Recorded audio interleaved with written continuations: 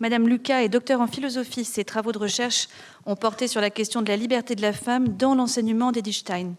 À travers des cycles de conférences, Madame Lucas s'efforce de diffuser le message de la philosophie allemande, car elle est convaincue de son actualité et aussi de sa valeur pour notre temps.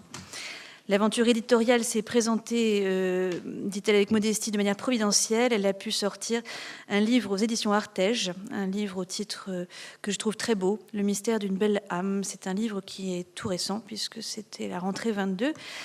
Un ouvrage qui essaye de dessiner les lignes et les contours de la vie intérieure selon Edith Stein. Marion Lucas, vous nous vous nous posez la question un peu provocante, la femme est-elle un homme comme les autres? Merci.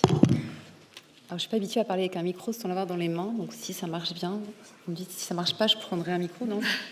Ça marche, ok.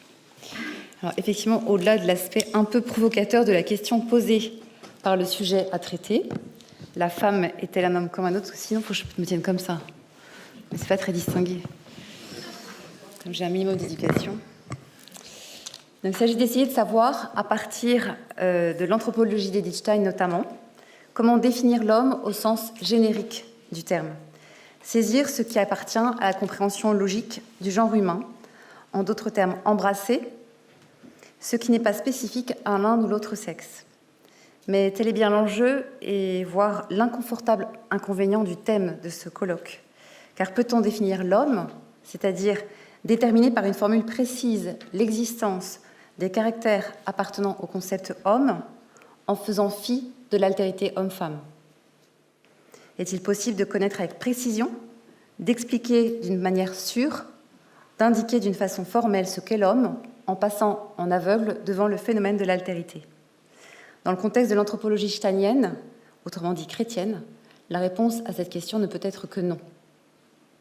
Alors se dessine ainsi le premier mouvement de ce travail, le dessein de Dieu au commencement.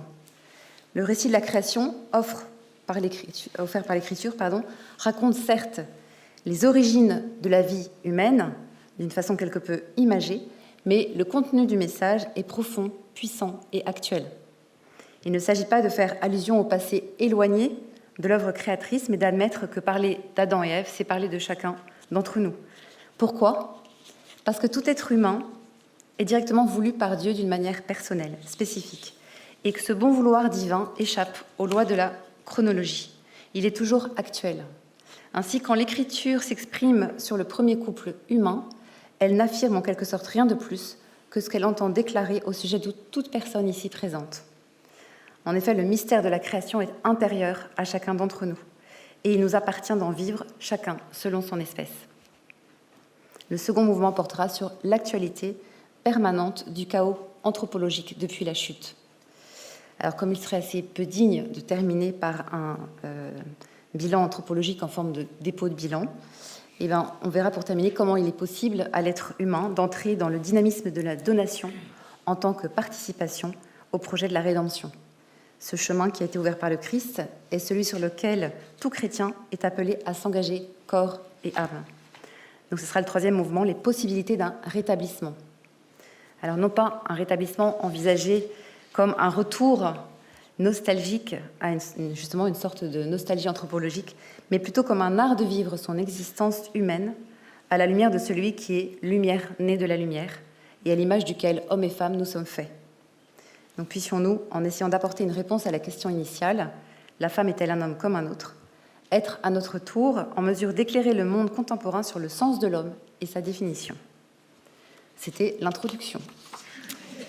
Alors je pense, être plus calme sur la première partie et la dernière et essayer de me dépêcher sur la partie du milieu.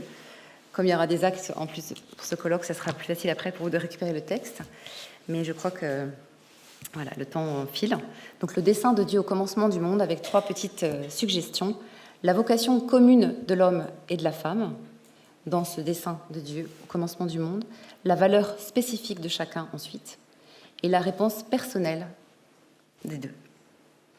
Donc le dessein de Dieu au commencement du monde, la vocation commune de l'homme et de la femme. Selon l'Écriture, la vocation de l'homme et de la femme est commune.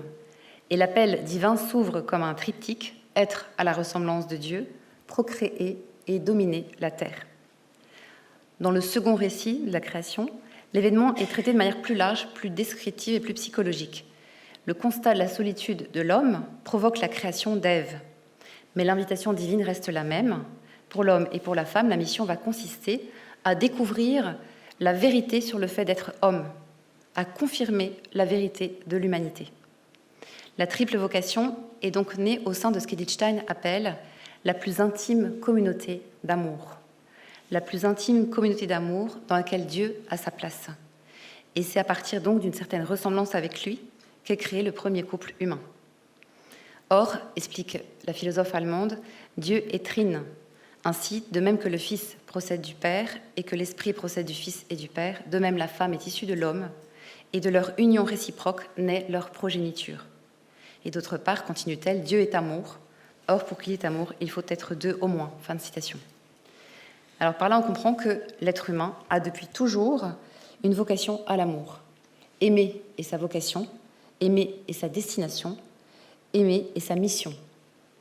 Le modèle de cet amour est divin, la marche à suivre est trinitaire. Alors c'est joliment dit, mais qu'est-ce que ça veut dire? Qu'est-ce que ça signifie dans la pratique? Tout d'abord, ça signifie que l'individu humain est invité depuis l'origine à cultiver sa relation personnelle avec Dieu. C'est ça la première altérité non égalitaire, c'est celle-ci en fait. Et l'homme peut et doit s'en nourrir pour porter à son tour des fruits d'amour. Ensuite, et à partir de ce point de contact avec le divin, il convient que l'être humain se tourne vers celui ou celle qui lui fait face, si on s'en tient à une relation conjugale, mais ça reste valable bien entendu pour toute relation interpersonnelle. Ce secret de vie est présent dans le récit des origines, raison pour laquelle sans doute il nous échappe, en tout cas il échappe à la mémoire collective contemporaine. Ce détail paraît trop éloigné de nous pour qu'on s'en souvienne. Pourtant, sa valeur est éternelle, elle défie les siècles, et elle résonne à nos oreilles en ce jour. Pour réussir sa vie relationnelle, il importe de ne pas en exclure Dieu, car notre vocation à l'amour prend sa source dans l'amour qu'il est lui, que nous le portons et que nous lui devons. Donc c'est à partir de la relation à Dieu que s'élabore la relation intersubjective. Si nous retournons en Éden, qu'apprenons-nous de plus? Ève est présentée comme une aide, et il est dit que l'homme s'attachera à elle et que tous deux ne feront qu'une seule chair. Edith Stein exploite le texte de la manière suivante, je la cite. « Ils coopéraient comme s'ils ne formaient qu'un seul être, dans une parfaite harmonie de leurs facultés. De même, en chacun d'eux, toutes les facultés s'harmonisaient pleinement, le sens, l'essence et l'esprit étant en parfait équilibre et ne pouvant entrer en conflit entre eux. » Fin de citation. Les idées fortes de cet extrait sont les deux suivantes, l'harmonie et l'équilibre. Les deux laissent probablement rêveur n'importe quel spécialiste de la relation conjugale, surtout face à un dossier compliqué. L'équilibre et l'harmonie. La première, l'harmonie, c'est un groupe de sons qui est assemblé ensemble et qui est combiné de telle façon que l'oreille les perçoive simultanément d'une manière agréable. La mélodie d'amour court donc d'heureuse façon au paradis. L'équilibre s'accorde à l'harmonie. Et l'équilibre, c'est quoi? C'est un état de repos qui correspond à l'ordre régnant au sein de cette communauté marquée au sceau de l'intimité avec Dieu. Edith Stein s'interroge, que signifie la reproduction de l'image de Dieu dans l'être humain? Toute l'histoire du salut y apporte une réponse. Brièvement résumée, la réponse se trouve dans ces paroles du Seigneur, « Vous devez être parfaits, comme votre Père céleste est parfait. » Elle poursuit, « Je ne veux pas approfondir maintenant le contenu de cet idéal de perfection. Je voudrais simplement faire remarquer que dans ce « vous devez », l'image de Dieu, vous devez être parfait, l'image de Dieu est présentée comme une mission, c'est-à-dire comme la vocation ou la destination de l'être humain. De l'être humain, c'est-à-dire de l'homme et de la femme. Fin de citation.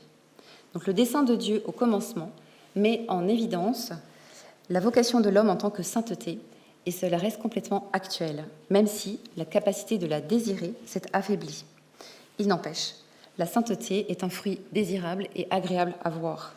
Il nous appartient de la désirer, ou à défaut d'entretenir en nos cœurs le désir de ce désir, faisant ainsi écho à l'équilibre harmonieux et primordial de nos premiers parents, ayant tous deux une valeur propre. Donc je passe à la seconde suggestion, la valeur spécifique de chacun. Dès les premiers récits de la création de l'être humain, donc, il est question de sa différenciation en homme et femme. Dieu créa l'homme à son image, à l'image de Dieu, il le créa, homme et femme, il les créa. Ainsi, la destination de l'être humain doit être réalisée différemment par chacun, mais toujours en communion avec l'autre et avec le divin. Alors la différence corporelle entre l'homme et la femme est ce qui se voit en premier, Et d'ailleurs, nous l'éprouvons avant même de la thématiser, c'est-à-dire avant même d'en faire un objet d'analyse.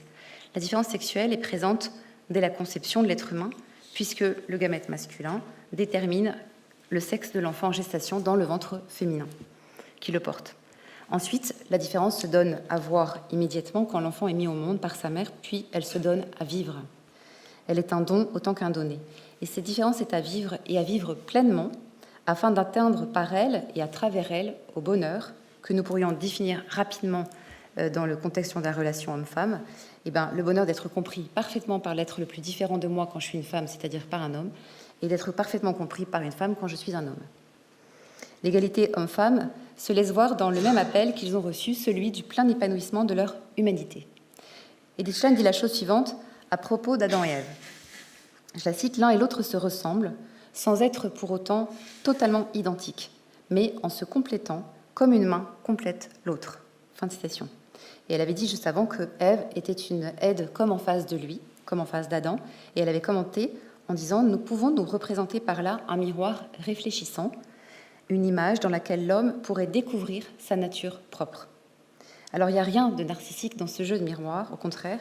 En fait, c'est la possibilité d'avoir un regard extra large qui est offerte à l'homme, c'est-à-dire de voir réellement l'autre dans toutes ses dimensions, au point de pouvoir saisir aussi en un clin d'œil et avec certitude en regardant la femme quelque chose de lui-même.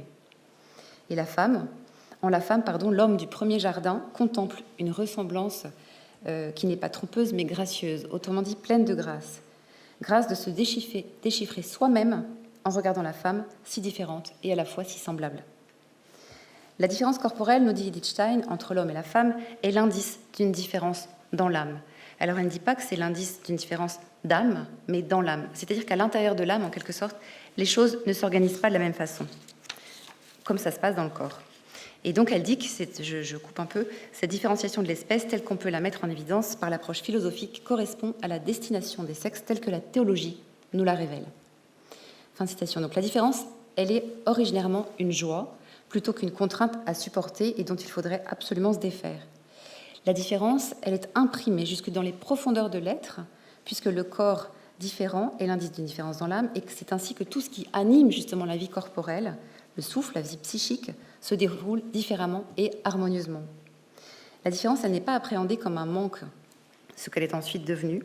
Non, la différence est une possibilité de réjouissance multiple, dans l'unité d'une seule chair. C'est par tout ce qu'ils sont l'un et l'autre qu'ils s'unissent, autrement dit qu'ils se complètent pour la réalisation de leur mission personnelle et donc qu'ils s'aiment. La nature d'Adam et la nature d'Ève sont en accord, en conformité l'une avec l'autre. Ils vivent dans une connaturalité de leur nature sexuée. Et si Dieu vit que cela était très bon, eh bien l'émerveillement du premier homme devant la première femme ne nous a pas échappé non plus. Tout le monde s'en souvient. À nous de lui donner une suite en cultivant la vertu de l'émerveillement face à ce qui nous différencie quand cela nous plaît et même quand cela nous déplaît. Ce qui est une façon déjà de répondre favorablement et personnellement à ce que la vie attend de nous. Donc je continue avec la réponse personnelle au dessein de Dieu. Alors on commence à comprendre combien la proximité entre l'homme et la femme au démarrage du projet divin est heureuse, naturelle et simple. Nous avons retenu qu'elle est proche du lien tissé avec le divin, puisque l'humain et le divin sont pris dans une sorte d'entrelac. Les liens se croisent et tout se tient. Il n'est pas nécessaire de s'inquiéter en fait de l'envers de la tapisserie existentielle, la tapisserie surtout sur laquelle est tissée l'histoire d'amour de Dieu avec sa créature, puisque le dessin se laisse admirer des deux côtés parfaitement. Pourtant, cette trame n'est pas faite de liens qui sont fusionnés entre eux, parce que chacun y a sa part et tous leur rôle à jouer. Alors comment est-ce possible ? Edith Stein explique. S'il plaçait l'être humain non en tant qu'espèce simple, mais en tant qu'espèce binaire dans le monde, leur existence respective doit alors elle aussi nécessairement revêtir un sens différent, parallèlement à un sens commun. L'un et l'autre sont façonnés à l'image de Dieu. Or, de même que chaque créature ne peut refléter dans sa finitude qu'une parcelle de l'être divin, et que dans la diversité des créatures, l'unité et la simplicité infinie de Dieu paraissent se diffracter dans une multitude de rayons de différentes sortes, de même, l'espèce masculine et l'espèce féminine sont également, chacune à sa manière, la copie du modèle divin. Fin de citation. Alors, on comprend déjà tout d'abord que la distance qui existe entre la personne du créateur et la créature est immense en dépit de la ressemblance existant pourtant entre eux. La ressemblance de l'être humain avec l'infini est réelle, mais elle est limitée. En effet, l'être humain est marqué au sceau de la finitude. L'être humain est quelque chose, mais ne peut pas être tout. En d'autres termes, la personne humaine est depuis toujours limitée par sa finitude, mais non pas à sa finitude. Il existe pour l'être humain comme une capacité d'extension en fait, de son être. Mais celle-ci s'exerçait facilement quand aujourd'hui elle réclame parfois un sacré effort d'imagination. L'autre idée que nous avons effleurée, ce que disait Lichtenstein, chacune à sa manière, l'espèce masculine et l'espèce féminine sont également la copie du modèle divin. L'auteur montre que comme toutes les créatures, les autres créatures créées par Dieu avant lui, l'homme ne peut refléter qu'une parcelle de l'être de Dieu. Et une parcelle, c'est quoi ? C'est un tout petit morceau. Alors on pourrait regretter ce manque d'ambition. Ça reviendrait surtout à négliger le fait de la gigantesque dissemblance entre Dieu et l'homme. En outre, l'idée de cette petitesse porte en elle aussi quelque chose de rassurant. Le défi est à notre taille. Image et ressemblance. On pourrait également dire que l'image est en quelque sorte le but et que la ressemblance, c'est la dynamique interne qui fait que de ressemblance en ressemblance, on se rapproche du but, c'est-à-dire de l'image. La mise en mouvement de cette ressemblance s'élabore et se décide au cœur de chaque personne humaine. Nul ne peut se mettre à la place de l'autre. Par la liberté de l'amour créateur, l'être humain est invité à répondre librement à la divine invitation. Leur existence, dit Lichtenstein, respective doit revêtir un sens différent, parallèlement à un sens commun. En fait, c'est déjà le fiat de l'homme qui est sollicité par Dieu. Alors vous pourriez dire, mais alors on n'a pas le choix. Est-ce que vraiment nous sommes libres ? Quand quelqu'un insiste effectivement pour nous demander quelque chose, il n'est pas rare que nous finissions par effectivement faire ce que l'on nous demande, parfois de guerre lasse, parfois la rage au cœur ou la joie au cœur. Mais où est la liberté quand ce harcèlement est divin ? La réponse se trouve dans la coloration du fiat. Chacun remplit son oui de tout ce qu'il est, de toute sa personnalité, de ce pourquoi il est fait, de la mission qui est la sienne, de la qualité de son âme et du dessein de son corps aussi. Ainsi, nous ne pouvons que nous émerveiller de la valeur spécifique de chaque être humain et de la réponse qu'il donne à la vie, surtout s'il s'agit véritablement de sa réponse à lui, de la sienne, rien que la sienne, mais toute la sienne. Cependant, tout cela est devenu bien plus exigeant et délicat, contraignant, depuis une fâcheuse histoire d'arbres fruitiers et de serpents à laquelle nous sommes étroitement mêlés. J'attaque donc le deuxième volet en mode express, l'actualité du chaos anthropologique. Finalement, l'intervention précédente en était déjà l'illustration. Le règne de la raison, première petite suggestion, la perte du sens de la foi et ses désagréments, deuxième suggestion, l'avènement de la confusion. Donc l'actualité du chaos anthropologique avec le règne de la raison. L'homme et la femme se sont donc vus confier, en commun, la mission de préserver leur ressemblance avec Dieu, de dominer la terre et de perpétuer le genre humain. Mais il y a eu la chute et tout s'est transformé. Lichtenstein enseigne, après la chute, leurs rapports réciproques se sont transformés. Donc elle dit que c'est les rapports qui sont devenus des rapports de domination et de subordination et qui se sont altérés sous l'effet de la concupiscence. Fin de citation. Et la concupiscence, c'est quoi ? Le désir des biens terrestres, le désir des plaisirs terrestres, le désir de ce qui manque.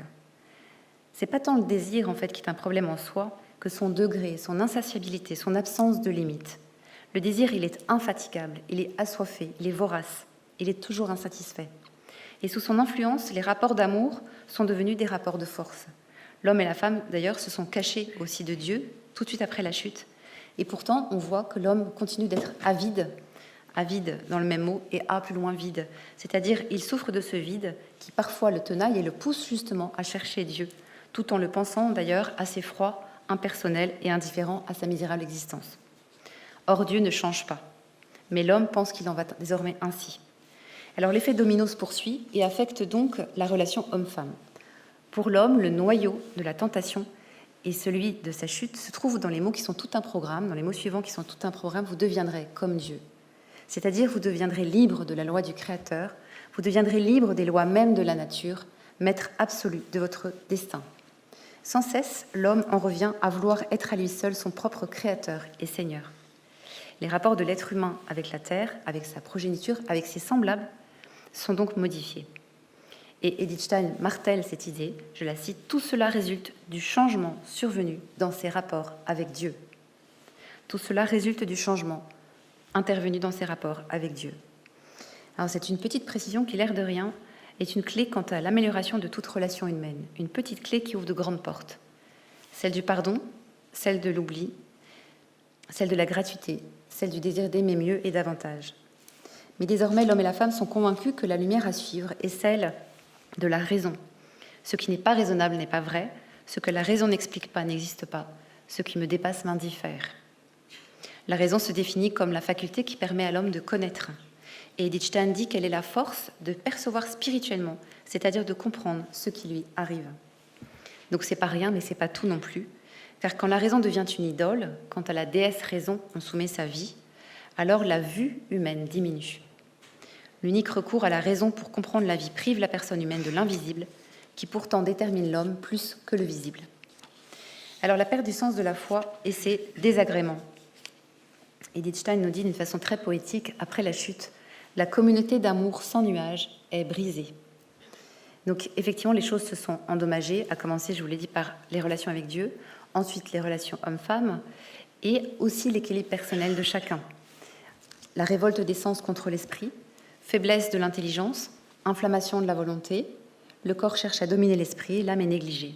Et donc la réaction se poursuit en chaîne, se poursuit, et l'appréhension positive des destinations individuelles est rejetée. Rébellion garantie, la pénibilité du travail l'emporte sur l'enthousiasme pour lui, quand la perspective de mettre au monde un enfant apparaît désormais pour elle comme une menace, quant à sa bonne santé physique et morale, son plan de carrière et l'épanouissement personnel des deux. Autant de choses que la personne humaine connaît bien et pratique avec plus ou moins de talent. Ce que l'on comprend là, c'est que le mystère du mal nous affecte tous et chacun d'une manière visible. Et le mal, c'est toujours une sorte d'absence d'un bien quelconque. C'est rassurant d'ailleurs de savoir que le mal n'a en quelque sorte pas d'existence autonome. Le mal est toujours la corruption d'un bien. Enfin, on assiste mystérieusement justement à ce mysterium iniquitatis, c'est-à-dire de voir le mal qui se propage même sur le terrain du bien. Mais c'est heureux si le mal existe à côté du bien. Cela signifie aussi que le bien persévère à côté du mal et qu'il croît également, du verbe croître, sur le terrain de la nature humaine. Donc celle-ci n'a pas tout perdu en écoutant le serpent venimeux. La nature humaine n'a pas tout perdu. Elle s'est sensiblement affaiblie, mais sa capacité au bien demeure. Donc il est permis d'espérer que les choses s'améliorent. Mais il faut aussi être réaliste et penser que tout acte mauvais commis aujourd'hui est une actualisation du péché des origines. Ainsi, nous sommes les malheureux et mauvais acteurs d'une confusion qui, pour le moment, n'a toujours pas connu de fin. J'aborde la troisième petite sous-partie de ce deuxième mouvement, l'actualité du chaos anthropologique, après le règne de la raison, la perte du sens de la foi, l'avènement de la confusion. Avec la chute, c'est-à-dire avec le péché originel, ce qu'Edith Stein appelle le mal héréditaire inné, une nouvelle ère s'est ouverte. Depuis, l'homme laisse deviner dans son comportement, mais plus encore dans son être même, une certaine tendance au mal, une inclination au mal. Et en fait, elle se laisse deviner très tôt. Il n'y a qu'à voir la frénésie presque vengeresse du jeune enfant qui piétine sur le sable, sur la plage l'été, le château de sable fait par son frère aîné ou par un inconnu, et il va le détruire avec force rage. Et on se dit, tiens, on voit que le péché est passé par là et qu'il est marqué dès sa petite enfance par le péché. Il y a donc comme une sorte de faiblesse en l'homme, faiblesse naturelle, escortée par une certaine fragilité de son être. Alors, au-delà de l'image de la destruction du pâté de sable, force est de constater que quand la personne humaine persiste, un refus presque obstiné de la réalité telle qu'elle est. Le réel n'est pas accepté, du coup on le tord, on le malaxe, le réel n'est pas aimé, et ainsi on cherche à l'ajuster aux projets, rêves et illusions que l'on porte en soi. Et comme Dieu a créé toutes choses à partir de la séparation, la lumière, les ténèbres, la terre, le ciel, l'homme, la femme, et bien de la même manière, l'être humain s'enchante parfois à faire lui aussi œuvre de séparation. Mais contrairement à la parole de Dieu qui installe un ordre, l'homme, quant à lui, s'embrouille. On peut penser par exemple au domaine si délicat de la morale conjugale. L'homme a séparé l'union de la procréation, mais est-ce que cela nous aide à comprendre l'homme et à le définir, ou est-ce que cela donne à la confusion la possibilité de s'étendre ? Edith Stein nous dit que il y a eu donc une révolte après la chute, la révolte des facultés inférieures contre les facultés supérieures. Et en fait, pour le redire avec d'autres mots, c'est contre Dieu d'abord que le vent de la révolte souffle. L'homme se pense le seul maître avant Dieu. Et l'homme néglige ce faisant que ses facultés personnelles elles-mêmes se sont désorganisées. Et pourtant, maintenant, il lui importe plus de vouloir faire, de décider plus que de comprendre pourquoi faire les choses et quel est leur sens. Or, si la puissance de la parole divine opère des séparations dans le chaos originaire, c'est parce qu'à partir de là, le monde s'ordonne, c'est-à-dire gagne un ordre. Car les différences sont en fait des promesses de relation. Quand l'homme se mêle de faire la même chose, la confusion se déploie et avec elle, le comportement sexuel se débride pour rester dans le domaine de la morale conjugale, quand il eût été utile de le contrôler, lui, bien plus que la physiologie de la fécondité humaine. Une chose reste vraie et profondément consolante. Malgré la chute, la foi n'est pas tant la quête de Dieu par l'être humain que la reconnaissance par l'homme que Dieu vient à lui. Perspective heureuse et ouverte sur le bonheur. Donc je vais vous achever maintenant avec les possibilités d'un rétablissement, en 3 petites étapes toujours. La conversion perpétuelle, le courage du non-conformisme et le libre choix de l'obéissance. Donc les possibilités d'un rétablissement. Lorsqu'Edith Stein expose et commente les différents bouleversements intervenus depuis la chute originelle, elle ne manque pas, c'est heureux, de suggérer ensuite des solutions. Nous sommes peut-être dans une vallée de larmes, mais elle est ouverte vers le ciel. Ainsi, elle propose une idée assez simple en apparence, mais dont la réalisation peut occuper toute une vie. Il nous faut retrouver notre état d'enfant de Dieu. L'auteur précise, notre réadoption nous est garantie par l'acte rédempteur du Christ quand nous faisons notre possible pour y participer. Fin de citation. Alors, comme souvent, dans l'univers de la foi règne une apparence de paradoxe. Les choses heureuses sont garanties, mais. Nous sommes enfants de Dieu, mais. Le Christ nous sauve, mais. Encore faut-il que nous entrions dans la danse du salut. Et l'assertion est escortée de la conjonction qui semble introduire une idée contraire à la précédente. De cette manière, pourtant, se dessine l'espace de la liberté de la personne humaine. Le défi peut être relevé par ceux qui aspirent grandement à l'occuper. Certes, la liberté humaine a ses limitations, ses contraintes, mais son mouvement extensif est orienté vers le fond, vers le plus profond de la personne humaine, dans le sens de l'intensification de ce qui ne peut plus se perdre, car on ne peut plus porter la main dessus, en quelque sorte. C'est trop enfoui. Donc rien n'est imposé par l'auteur, tout est suggéré et proposé. Et ainsi invite-t-elle les femmes, dit Stein, à chercher, à trouver, puis à s'engager au fil de leur vie sur le chemin qui mène d'Ève à Marie. S'engager sur le chemin qui mène d'Ève à Marie, vaste programme. D'une certaine façon, on ne renonce à rien, mais on embellit tout. On ajoute, on s'enrichit. Partir de la mère ensevelie hors du premier jardin ne consiste pas pour les femmes à oublier d'où elles viennent, ni de qui elles tiennent, mais de l'avoir compris au contraire, afin d'y voir plus clair sur ce à quoi elles sont appelées. Donc on part d'une idée objective à une idée transcendée, du naturel au surnaturel. En fait, de cette façon, on aboutit au réalisme même. Pour les hommes, l'axe de la conversion perpétuelle revient à précéder tout le monde dans l'imitation du Christ. Précéder tout le monde dans l'imitation du Christ. On remarque que les suggestions d'Edith Stein sont faites selon les modalités du mouvement. Il s'agit d'être actif dans la recherche du chemin, d'avancer, d'être mobilisé. Quant à l'imitation, elle implique la répétition d'actes, d'attitudes et de façons de faire proprement christiques, exercées avec toujours une longueur d'avance par rapport aux autres. En fait, le mouvement pour les deux est le même, c'est un mouvement d'amour, l'amour qui pousse vers autrui, qui fait vivre pour autrui afin de le guider et de le protéger. Donc la Genèse nous place dans le contexte du commencement, où la vérité révélée sur l'homme, comme image et ressemblance de Dieu, constitue la base immuable de toute l'anthropologie chrétienne. Le texte exprime combien l'homme est une personne, car l'homme et la femme sont créés à l'image du Dieu personnel. Et donc la sexualité n'est pas simplement un donné biologique, mais une composante fondamentale.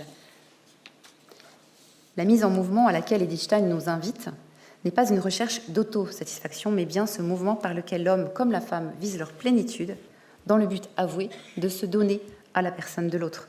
Je me déploie afin de te donner dans l'amour la plénitude en acte de mon être. Tel est le mouvement perpétuel de la conversion. Se déployer toujours et devenir toujours davantage soi-même pour aimer jusqu'au bout. Alors la démarche n'est guère à la mode et implique d'accepter de vivre en quelque sorte sur le qui-vive. Car si la chute fut une perte d'équilibre, la rédemption a fait de tout être humain un funambule en puissance, oscillant toujours entre le désir d'aimer, qui est surnaturel, et le désir d'être aimé, qui est plus naturel. J'aborde la question du courage, du non-conformisme.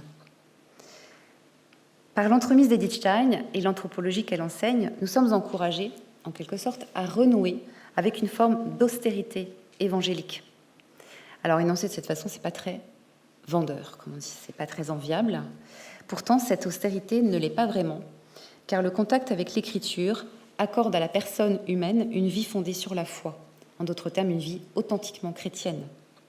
Plus que jamais, le chrétien doit être conscient d'appartenir à une minorité et d'être en opposition avec tout ce qui semble bon, évident et logique pour le monde, pour l'esprit du monde.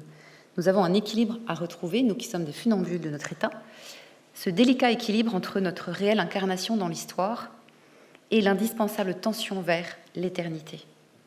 Ce défi est le nôtre, et nous ne sommes pas seuls, c'est en vivant sous la perfusion de la grâce, que nous pourrons le relever chacun et tous ensemble. Ne vous modelez pas sur le monde présent. L'exhortation paulinienne n'a rien perdu de son actualité. Et la grâce, et c'est par la grâce qui est un influx permanent de l'être de Dieu et de sa vie en l'âme que le chrétien retrouvera sa capacité au non-conformisme. Nous sommes dans le monde, mais non du monde, et telle est la trame de fond sur laquelle la vie chrétienne se tisse. Il ne s'agit pas d'un rejet horrifié du monde, mais au contraire de l'aimer passionnément. Le chrétien aime pour mieux se détacher, non en un mouvement d'orgueil suffisant et de recul, mais afin d'avoir une vue plus juste et plus sûre, pour jeter à son tour et aux bons endroits des semences de lumière. Il ne suffit pas de se comporter comme la majorité pour que tout aille bien dans le monde, mais d'exprimer par notre vie la vérité du salut. Tel est le non-conformisme au féminin auquel nous invite Edith Stein, et qui n'est pas sans vous rappeler sans doute aussi cette proposition qu'avait faite Jean-Paul II aux femmes d'être des sentinelles de l'invisible. Alors ça dépend un peu des heures, mais on n'est pas non plus des invisibles sentinelles. Vous voyez la nuance? Moi, quelquefois, mon mari me dit « mais tu es la sentinelle de l'invisible ». Je crois quelquefois, je suis vraiment l'invisible sentinelle, parce que le regard glisse et personne ne voit. Donc à nous, en fait, de ne pas nous habituer justement à ces gardiennes de l'invisible, mais aux femmes d'être dans le monde les signes visibles d'une réalité supérieure, dont elles doivent être pour les hommes le vivant reflet et la vibrante expression. Dernière suggestion, le libre choix de l'obéissance. Je cite Edith Stein, « Une chose est indiscutable. La réalité humaine est par nature différenciée. Signalons en premier lieu la différenciation sexuelle. La réalité humaine apparaît sous une double forme, masculine et féminine. Les individus appartiennent dès la naissance à l'une ou l'autre espèce partielle, appelons-la ainsi pour le moment. Les spécificités masculines et féminines sont également quelque chose qui doit évoluer et s'actualiser au cours de la vie. » Fin de citation. Adossé à l'écriture, l'auteur confirme que la femme est appelée à être pour l'homme une compagne et une mère. Ces spécificités féminines doivent devenir réelles et s'améliorer au fil du temps. Le sens du compagnonnage dont il est question est éclairé par l'étymologie du mot lui-même. Compagnon, c'est cum panis, c'est ceux qui ont le même pain, qui vivent du même pain. Ainsi, la femme est celle auprès de qui l'homme refait ses forces, puise énergie et inspiration. L'idée est saisissante dans le phénomène de la maternité. L'embryon tire sa vie de la substance même de sa mère. Il s'en nourrit pour vivre, croître et naître. Et l'allaitement en est la continuation, le nouveau-né s'abreuve à la source maternelle. Nous avons pu comprendre jusque-là que la femme est un homme comme un autre, mais pas tout à fait. Or, on ne peut négliger que le dessein du corps masculin et celui du corps féminin proclament la différence. Ainsi, le raisonnement sur le sujet de l'homme ne peut s'exercer que sur le mode de l'oscillation, aller de l'un à l'autre, de l'homme à la femme, alternativement pour saisir le concept homme. Il importe de tenir les deux ensemble, toujours. Edith Stein enseigne que le rapport de la femme à son propre corps est plus intime que chez l'homme. Et cette particularité est, selon elle, liée au fait qu'elle est destinée à la maternité. L'homme a, quant à lui, c'est ce qu'elle explique, dans la moyenne des cas, un rapport à son corps qui est plus périphérique. Son corps est plus pour lui un instrument dont il peut user. Or, dire que le lien au corps est plus secret pour la femme revient à énoncer le fait qu'elle se tient vitalement dans une puissante proximité avec la vie puisque la vie en elle prend vie, justement. Certes, l'homme aussi donne la vie, mais à la femme est imparti d'en être le support. Elle est celle qui porte la vie, son corps en est le support. Mais cette vie portée au creux de son corps, cette vie cachée, n'est pas enclose durablement, car la vie jaillit et s'ouvre indéfiniment sur une autre vie, sur un visage nouveau, un être différent d'elle, son enfant. Elle le porte, mais elle ne le connaît pas. Elle le sent en elle, mais elle ignore qui il est. Elle vit avec lui en elle et devra néanmoins apprendre à vivre avec lui chez elle. Ainsi placée aux sources de la vie, la femme est appelée à servir la vie, à être une athlète de la vie. Son obéissance à cette haute mission inscrite en elle relève d'un choix libre. Donner la vie, l'aimer, la servir à travers toutes les relations interpersonnelles, à travers toutes les situations de mixité, à travers les facilités et les vicissitudes de l'existence, à travers tout l'amour qu'elle porte aux hommes, aux heures douces comme aux heures amères. Enfin, c'est par tout son être que la femme donne la vie, par son cœur, son âme, son esprit. En cela, la femme n'est pas un homme comme un autre, et même allons plus loin, sans cela, l'homme, sans elle, l'homme n'atteindra que difficilement la plénitude de son être. Pourquoi ? Parce qu'au commencement du monde, Dieu a vu et confirmé. Il n'est pas bon que l'homme soit seul. Et pourtant, Dieu était là. C'est mystérieux tout de même. Voilà, en guise de conclusion, le projet initial de Dieu, finalement, pour l'homme et la femme est resté le même aujourd'hui. Tous, nous avons à répondre à notre vocation commune, à mettre en valeur notre spécificité personnelle par le témoignage de notre propre vie.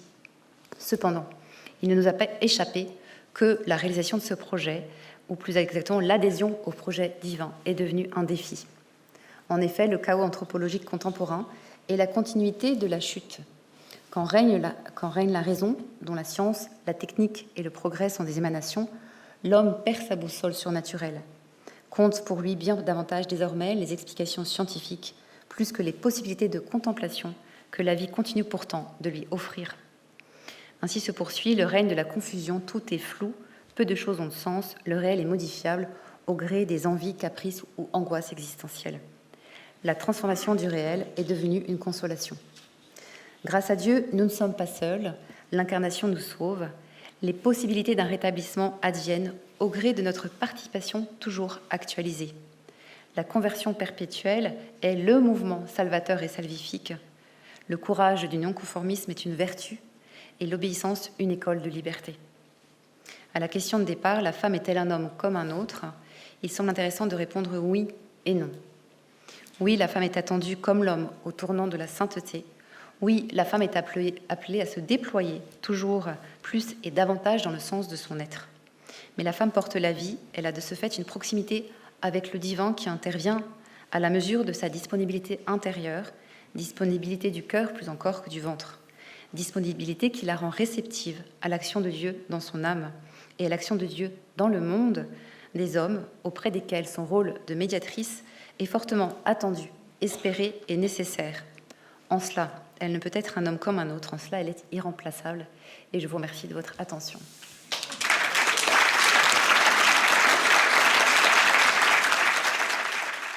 Voilà, donc évidemment, je prends la parole pour, à la suite de ces 2 jours de colloques passionnants, foisonnants et aussi source de beaucoup d'espérance.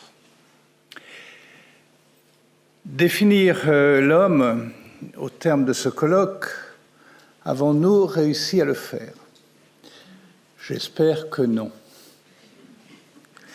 Mais la qualité des intervenants nous a permis, je crois, d'approfondir son mystère, le mystère de l'homme. Il n'est pas possible de reprendre, même très brièvement, toute la richesse des interventions. Et du reste, cela a été fait, et si bien fait, en fin de matinée. Je me contenterai de suggérer 2 pistes pour prolonger la réflexion de ce colloque. La première sera de s'intéresser à l'emprise du mal sur les relations humaines en général et la relation homme-femme en particulier. Dans mon introduction au colloque, j'ai un peu triché en disant que la fresque de Masolino da Panicale représentait la création d'Adam et Ève. En fait, il s'agit de la tentation d'Adam et Ève, comme le suggère le fruit dans la main d'Ève, qui, comme vous pouvez le constater, n'est pas une pomme. Plusieurs des intervenants ont fait allusion à la nature blessée de l'humanité, et la citation que j'ai utilisée dans mon introduction, citation de Pascal, « L'homme passe infiniment l'homme », fait partie d'une réflexion de Pascal sur l'énigme du péché originel, dont voici la conclusion. C'est donc la suite du texte que j'avais donné, la citation au début du colloque. Chose étonnante cependant que le mystère le plus éloigné de notre connaissance, qui est celui de la transmission du péché, soit une chose sans laquelle nous ne pouvons avoir connaissance de nous-mêmes. Car il est sans doute qu'il n'y a rien qui choque plus notre raison que de dire que le péché du premier homme est rendu coupable ceux qui, étant si éloignés de cette source, semblent incapables d'y participer. Et cependant, sans ce mystère le plus incompréhensible de tous, nous sommes incompréhensibles à nous-mêmes. Le nœud de notre condition prend ses replis et ses tours dans cet abîme, de sorte que l'homme est plus inconcevable sans ce mystère que ce mystère n'est inconcevable à l'homme. Fin de citation. Aujourd'hui, où la question du mal est soit occultée, nous n'avons donc pas besoin d'être sauvés, soit conduit au nihilisme le plus noir, cette piste de réflexion est, je crois, à reprendre d'urgence. C'est tout. La question du péché est au cœur de nos relations, bien sûr avec Dieu, mais entre nous et entre hommes et femmes. La seconde piste concerne la destinée eschatologique de la complémentarité homme-femme dans la perspective de la résurrection de la chair, question qui a été abordée dans telle ou telle intervention et qui est, je crois, absolument centrale pour parler du mystère de l'homme. En effet, dans la révélation biblique, on trouve le paradoxe suivant. C'est la complémentarité homme-femme qui est donnée comme la véritable image de Dieu en ce monde. Et cependant, Jésus déclare aux Sadducéens qui contestent la réalité de la résurrection des morts, « Vous vous égarez en méconnaissant les Écritures et la puissance de Dieu. À la résurrection, en effet, on ne prend ni femme ni mari, mais on est comme les anges dans le ciel. »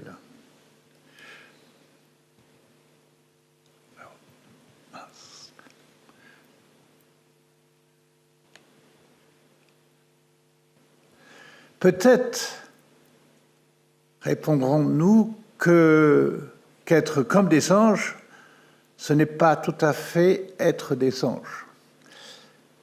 Ensuite, Jésus répond à des Sadducéens qui présentaient, dans une intention polémique, la résurrection d'une façon caricaturalement très matérialiste. Enfin et surtout, cette controverse se passe avant la résurrection du Christ, résurrection qui est la clé de toute la révélation du salut chrétien et donc de l'anthropologie chrétienne dans sa finalité. Mais déjà, la suite de la réponse du Christ nous oriente vers ce qui nous a été si bien dit par plusieurs intervenants, à savoir que l'alliance de Dieu avec l'humanité, dans sa composante homme et femme, est tout orientée vers la vie. En effet, Jésus continue en disant, au sujet de la résurrection des morts, n'avez-vous pas lu ce qui vous a été dit par Dieu ? Moi, je suis le Dieu d'Abraham, le Dieu d'Isaac, le Dieu de Jacob. Il n'est pas le Dieu des morts, mais des vivants. Dieu des vivants. Car la relation du Dieu de la vie avec les patriarches est toujours actuelle, aujourd'hui dans le cours du monde et pour la vie éternelle. Alors certes, dans la réponse de Jésus, il n'est question que des patriarches, mais sans les matriarches, Sarah et les autres, il n'y aurait plus d'hommes aujourd'hui pour porter et recevoir la révélation divine. Mais venons-en à l'essentiel. Dieu n'a pas de corps, mais avec la résurrection du Verbe fait chair, la corporéité de l'humanité est entrée pour toujours au sein de la Trinité.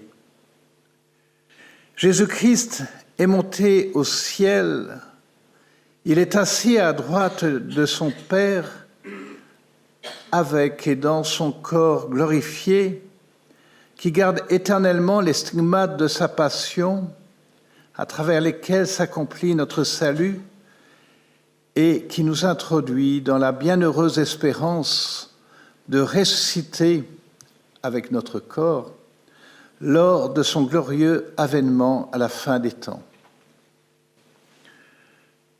Nous sommes dès aujourd'hui membres du corps du Christ ressuscité. Mais bien plus encore, toute l'humanité rajetée est appelée à entrer. Et c'est l'accomplissement final de tout le dessein divin du salut, à entrer dans l'alliance nuptiale du Christ et de l'Église, en laquelle s'accomplit et est subsumée la complémentarité ontologique de l'homme et de la femme. Dans cette alliance nuptiale, donc, entre le Christ et l'Église.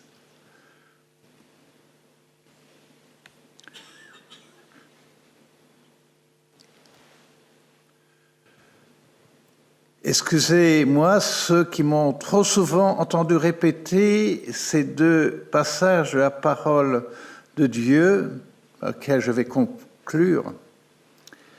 Tout d'abord, dans la lettre aux Éphésiens, alors il part d'une question, je dirais, pastorale. Vous, les hommes, aimez votre femme à l'exemple du Christ.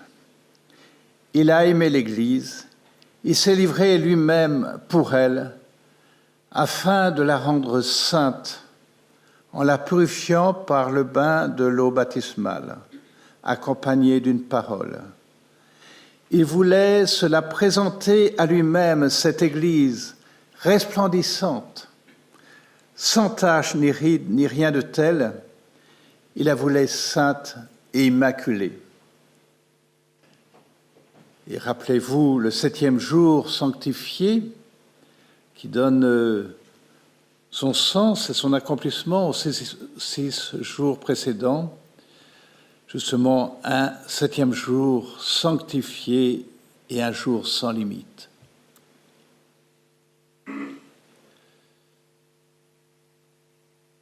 Et pour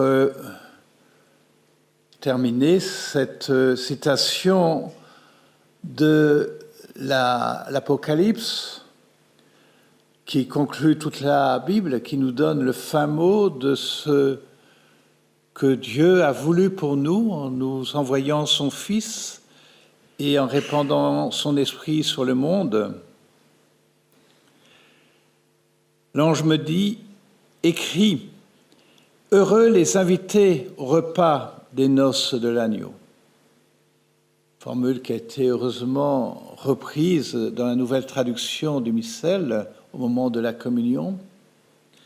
Heureux les invités au repas des noces de l'agneau. J'entendis comme la voix d'une foule immense, comme la voix des grandes eaux et celle de violents coups de tonnerre, elle proclamait « Alléluia !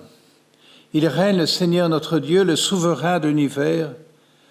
Soyons dans la joie, exultons et rendons gloire à Dieu, car elles sont venues les noces de l'agneau, et pour lui son épouse a revêtu sa parole. Un vêtement de lin fin lui a été donné, splendide et pur, car le lin, ce sont les actions justes des saints. » Oui, soyons dans la joie, exultons, rendons gloire à Dieu, et ce sera le mot de la fin.